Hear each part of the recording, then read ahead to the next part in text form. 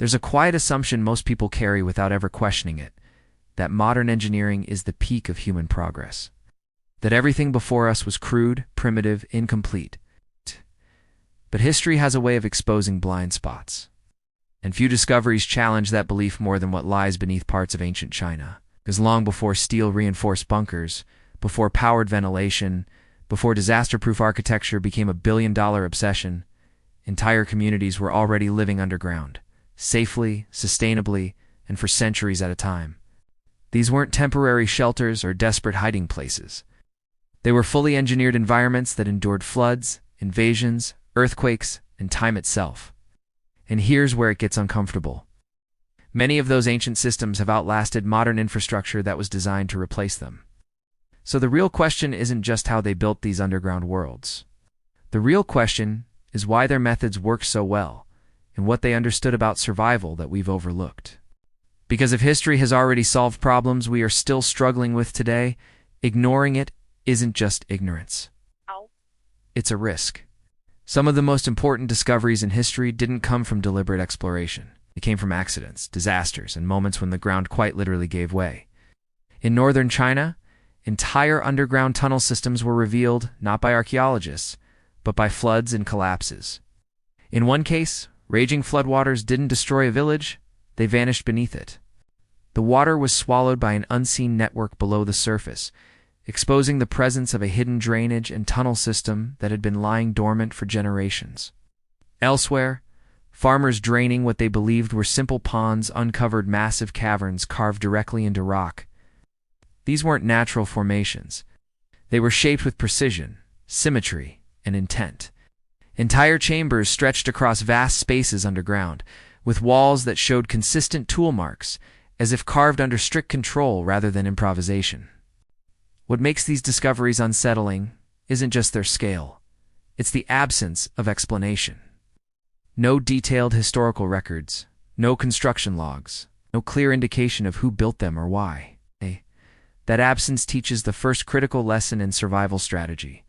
The strongest systems are often the ones that remain unseen. Visibility attracts attention. Attention invites conflict. But what remains hidden has a chance to endure without interference. These underground networks weren't just physical structures. They were acts of deliberate invisibility.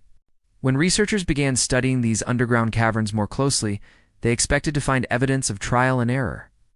Collapsed sections, misaligned walls, signs of structural failure. Instead, they found something else entirely. Parallel chambers carved side by side with astonishing accuracy.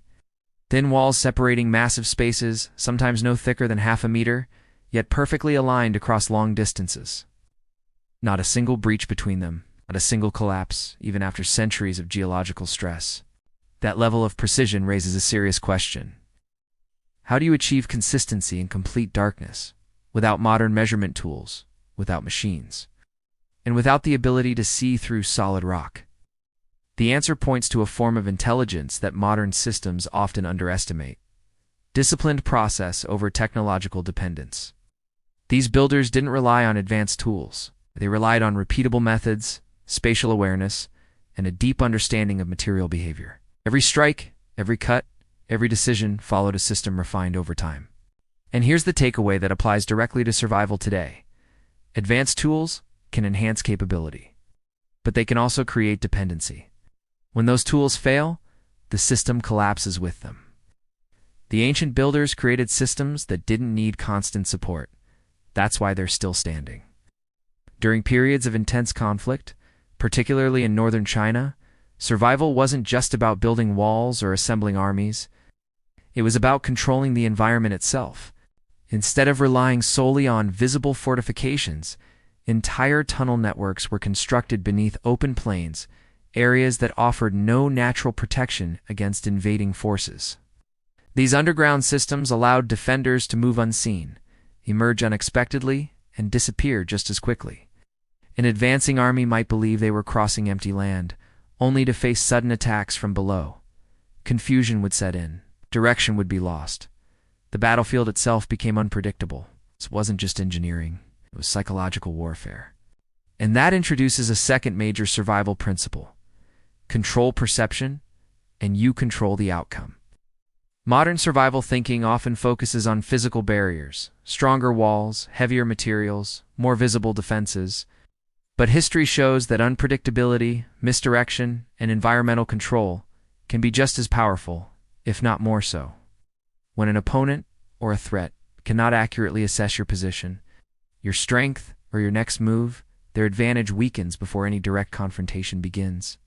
One of the most overlooked aspects of these underground systems is the material science behind them. Modern construction prioritizes speed. Concrete is poured, steel is reinforced, structures are completed quickly. But that speed often comes at a cost. Materials degrade, crack, and require maintenance. Ancient builders took a different approach. They used rammed earth, a technique that involves compressing layers of soil mixed with stabilizing agents like lime, fibers, and organic binders. When done correctly, this process creates walls of incredible density and durability. But the real advantage wasn't just strength, it was adaptability. Rammed earth structures regulate temperature naturally. They absorb heat slowly and release it gradually, creating stable internal conditions, regardless of external extremes. In hot climates, interiors stay cool during the day and warm at night. In cold climates, the effect reverses. No electricity, mechanical systems, no external energy required. This is passive survival at its highest level. And it highlights a critical flaw in many modern systems. They fight against natural forces instead of using them. That resistance creates strain, inefficiency, and eventual failure. Ancient systems aligned with natural processes. That alignment is what allowed them to endure. In some of the harshest environments on Earth, survival depends on one factor above all others: water. In regions where surface temperatures could destroy crops and evaporate exposed water sources, ancient engineers developed underground channel systems that transported water across vast distances without pumps or machinery. By tapping into underground aquifers and guiding water through gently sloped tunnels, they used gravity as the driving force. Vertical shafts provided access and maintenance points, while the enclosed design protected the water from heat and contamination. The result was a continuous, reliable water supply in places where survival should have been impossible. This approach reveals another key principle. Sustainable systems don't rely on constant input. They rely on design that maintains itself. Modern infrastructure often depends on energy, maintenance, and external resources. When any of those fail, the system fails. Ancient water systems didn't have that vulnerability. They were designed to function independently, which is why some of them are still operational today. There's a recurring theme across these underground environments that often gets ignored in modern survival discussions. They were not built for individuals. They were built for communities. Entire groups lived, worked, and survived together within these systems. Resources were shared. Responsibilities were distributed. Defense was collective. This wasn't accidental. It was strategic. A single individual can only manage so much. Limited labor, limited awareness, limited resilience. A coordinated group multiplies capability. Tasks can be divided. Systems can be maintained continuously. Knowledge can be preserved and passed on.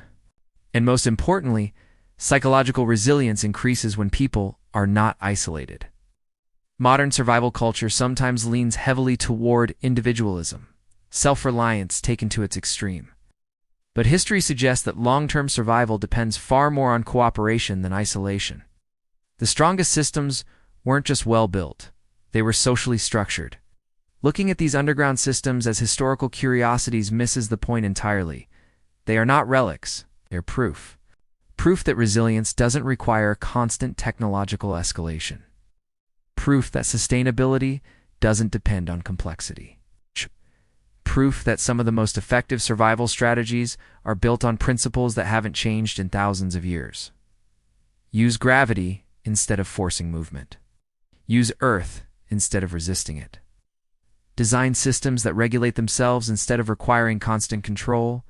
Build for groups, not just individuals. Stay unseen when necessary. Control perception when it matters. These are not outdated ideas, they are foundational ones. And in a world where infrastructure is becoming more fragile, where environmental extremes are increasing, and where dependence on complex systems continues to grow, those foundations matter more than ever. If everything modern systems depend on were removed, power, supply chains, automated infrastructure, what would remain functional? That question isn't theoretical, it's practical, because the systems that lasted in the past didn't last by chance. They lasted because they were designed with constraints in mind. They assumed failure would happen, and they accounted for it from the beginning. That's the difference between short-term efficiency and long-term survival. So as you think about resilience, whether at the level of a home, a community, or a larger system, the goal isn't to replicate ancient structures exactly. It's to understand the principles behind them and apply them where they still make sense. Because history doesn't just tell us what happened, it shows us what works. Ignoring that is one of the fastest ways to repeat mistakes that have already been solved. If this breakdown shifted how you think about survival, resilience, or even the ground beneath your feet, then don't keep it to yourself. Share it with someone who takes this seriously. And if you want more deep, practical insights, pulled straight from real history, make sure you subscribe to Intelligent Survival. There's a lot more beneath the surface, and we're just getting started.